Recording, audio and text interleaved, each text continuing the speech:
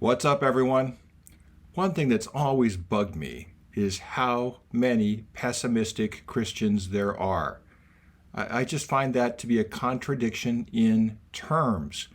If we believe that the Lord can turn ashes into beauty and that we are preaching the good news, not the bad news, what is up with so many believers? It's like they just are addicted to some kind of weird apocalyptic disaster porn. Everything's going to go bad. Everything they see in the news, oh, the Bible's predicting that it's going to get really bad. Things are going to get really, really awful. Well, the truth is the Bible gives us choices.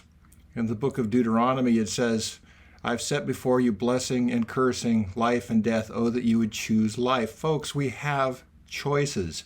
And they make it sound like God doesn't even have free will, that he's just set up this house of cards to fall, to crumble, and he's going to have to pull us out like the Dunkirk evacuation because we're going to fail.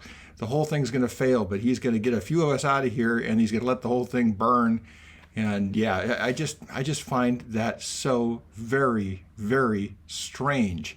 It's almost like people on the political left who are just obsessed with climate change, and we're all going to just be fried and burning in 12 years. It's the same thing. What is with people that need to have a horrific disaster porn sort of scenario that's inevitable? I just don't understand that. We lose all gratefulness. We're living in the best time there's ever been for people to be alive. There has never been a time where you're less likely in the history of the world to die at the hands of another human being. We have bumper crops all over the world. I just ate food that was exported from India, for goodness sake. That was not the case when I was growing up. So many things are so much better. Female literacy is way, way up. Infant mortality is way, way down. Life expectancy in Africa is twice what it was when I was born. The air is cleaner, the water is cleaner. Is everything great? No. We've got problems. We've got real problems, and we need to keep working on them. But we lose our sense of gratefulness, and we lose our sense of God being in charge and God being able to do things. Our today's Bible passage is from Matthew 6:26 through 27. Look at the birds of the air. They do not sow or reap or store away in barns, and yet your heavenly Father feeds them. Are you not much more valuable than they? Can any one of you, by worrying, add a single hour to your life? Well, you could certainly shorten your life, but you can't really make it any longer than your genetics will hold out to be. We've got this wonderful life. We are the conscious part of creation, for goodness sake. What a blessing to have this human life here.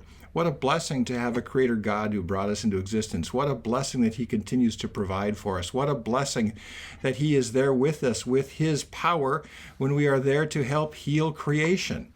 People, if you're a believer, you ought to be the most optimistic person there is. Now, that doesn't mean to be in denial about the problems in the world.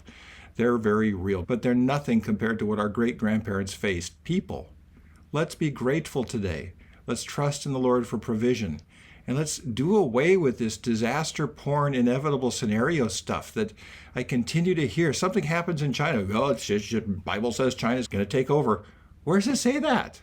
Where does it say that? And people put these apocalyptic scenarios together that the Bible doesn't even teach. Oh, there's going to be an antichrist, and oh, there's got to be this, and there's going to be that. And oh my goodness, people.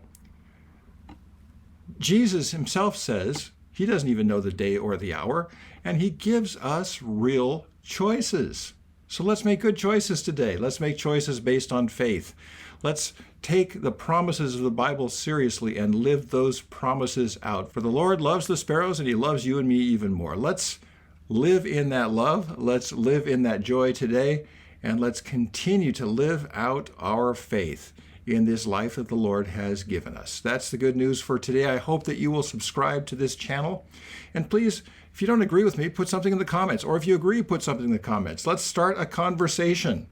Let's continue to work out our faith here in joy and in peace and in helping one another out and making the world a better place every day wherever we can. That's the good news for today, and I'll talk to you again tomorrow.